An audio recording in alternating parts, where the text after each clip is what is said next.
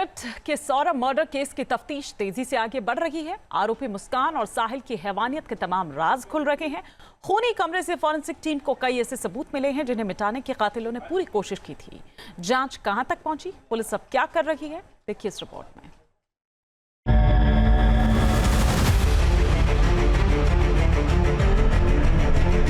मुस्कान और साहिल ने किराए के जिस कमरे में सौरभ का कत्ल किया, उसकी हालत देखकर फॉरेंसिक टीम भी चौंक गई।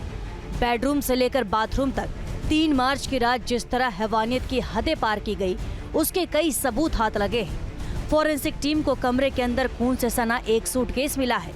माना जा रहा है कि सौरभ के सिर और हाथ काटकर सूटकेस में ही रखे गए थे, मगर हैंडल टूटने और सूटकेस ठीक से बंद न होने की वजह से शव के टुकड़ों को दूसरे बैग में रखा गया।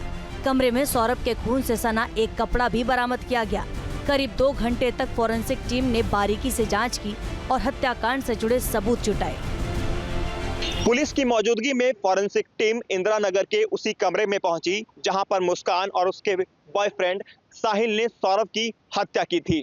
पुलिस को कमरे से कई अहम सबूत मिले हैं, जिनमें से कमरे में मौजूद अलमारी के अंदर खून से सना हुआ सूटकेस भी पुलिस ने बरामद किया है, जो उस पूरे केस के अंदर एक अहम एविडेंस भी साबित हो सकता है। पुलिस ने पूरे कमरे की वीडियोग्राफी भी कराई, यहाँ तक कि उस बाथरूम के अंदर भी पुलिस पहुंची जहां पर मुस्कान और साहिल द्वारा सौरभ की लाश के टुकड़े किए गए थे। पुलिस ने वहां पर बेजामिन टेस्ट भी कराया, जहां पर खून के कई निशान भी पुलिस को मिले हैं। 10 बाई 12 के कमरे में मुस्कान और साहिल ने सौरभ को किस तरह मारा, इसकी पूरी तहकीकात की गई। पुलिस की कोशिश पुख्ता सबूत जुटाने की है, इसलिए हर एंगल से जांच की जा रही है। इसलिए फॉरेंसिक टीम को मौके पर भेजा गया ताकि दिल दहला देने वाले इस हत्याकांड में कोई भी सबूत छूट ना जाए। शातिर मुस्कान और उसके बॉयफ्रेंड साहिल ने सौरभ की हत्या के बाद कमरे से हर सबूत को मिटाने की पुरजोर कोशिश की, जिसके लिए उन्होंने फर्श को भी साफ किया और फर्श साफ करने के लिए उन्होंने ऑनलाइन 10 किलो ब्लीचिंग पाउडर को मंगाया, जिसके बाद कमरे की धुलाई की गई। लेकिन उसके बावजूद भी कमरों की दीवारों पर जो खून के निशान थे, उनको मिटाने में दोनों नाकामयाब रहे और यहीं से पुलिस और फॉरेंसिक टीम द्वारा खून के नमूनों को कलेक्ट किया गया। कुल मिलाकर दोनों की तरफ से हर तरह की फुल प्रूफ प्लानिंग की गई थी कि कमरे से हर सबूत को मिटा दिया जाए, लेकिन ऐसा करने में दोनों नाकाम रहे। इंदिरा नगर के मकान नंबर 108 में ग्राउंड फ्लोर पर सौरभ ने मुस्कान के लिए किराए का कमरा लिया था और यहीं उसका कत्ल हो गया। सौरभ की हत्या का खुलासा 15 दिन बाद हुआ था, इसलिए शुरुआत में पुलिस को सबूत जुटाने में कुछ परेशानी हुई, मगर अब धीरे धीरे सब कुछ साफ हो रहा है। अब तक की जांच में ये भी पता चला है कि हत्या में इस्तेमाल दोनों चाकू भी उसी ड्रम में डाल दिए गए थे जिसमें सौरभ का शव रखा गया। चाकुओं पर सीमेंट जम चुका था, पुलिस ने इन्हें भी बरामद कर लिया है। ड्रम में शव रखने की साजिश सौरभ और मुस्कान ने पहले ही रच दी थी, इसलिए मुस्कान एक नीला ड्रम खरीद कर लाई थी। हत्या के बाद सौरभ के शव के टुकड़े किए गए और उसे ड्रम में बंद कर ऊपर से सीमेंट भर दिया। सौरभ की हत्या की साजिश और शव छिपाने का तरीका पेशेवर अपराधियों की तरह था। मुस्कान और साहिल ने सौरभ के सिर और कलाइयां काट दी थी। इसका मकसद ये था कि शरीर के सभी हिस्सों को अलग अलग जगह फेंका जाए ताकि शव की शिनाख्त न हो पाए।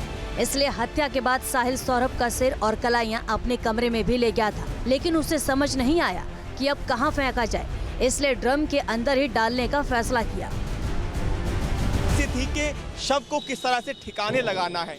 दरअसल मुस्कान और साहिल ने ये तय किया हुआ था कि अगले दिन शव को ड्रम के अंदर रखना है। तो ऐसे में अगर हम सौरभ की हाइट की बात करें तो 6 फीट से कम हाइट सौरभ की थी, तो उनको एक ड्रम की ज़रूरत थी, जो कि उन्होंने 24 तारीख को मेरठ की जैद मार्केट से खरीदा था।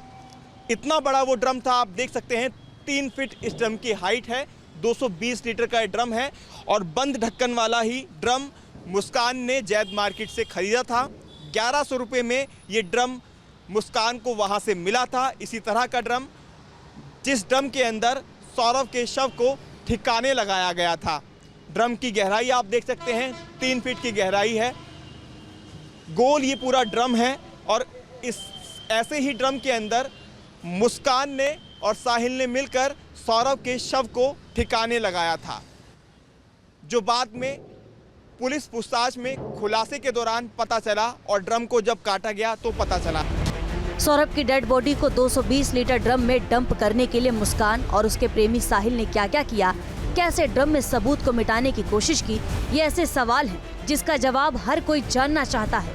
क्राइम का वो खौफनाक माइंडसेट और उसके ड्रम से कनेक्शन, सवालों की सारी परतों को हमने बेपर्दा करने की कोशिश की। इस तरह से अगर आप देखेंगे तो 3 फीट हाइट पर जो ड्रम है वो मेरे निचले हिस्से तक आ रहा है, लेकिन पूरी बॉडी को इस ड्रम में एडजस्ट करना था, तो उसके लिए गर्दन को काटा गया, धड़ से उसको अलग किया गया, हाथों की कलाइयों को काटा गया और पोस्टमार्टम रिपोर्ट में जो खुलासा हुआ था, जो पैर हैं उनको पीछे की तरफ फोल्ड कर दिया गया ताकि जब बॉडी को इसमें डाला जाए तो आसानी से बॉडी इसके अंदर समा जाए, और ढक्कन को बाद में ऊपर से लगा दिया गया सीमेंट डालकर। अब देखिए मैं आपको दिखाता हूँ किस तरह से अगर मैं बैठता हूँ पैरों को फोल्ड करके तो ड्रम का कितना हिस्सा मुझे कवर कर पाएगा।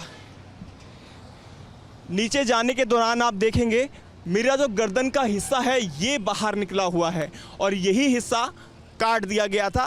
उसकी वजह यही थी काटने की ताकि बॉडी को आराम से ड्रम के अंदर छुपाया जा सके, लेकिन मैं कोशिश करूँगा ढक्कन लगाने की भी। ये आप देखिए,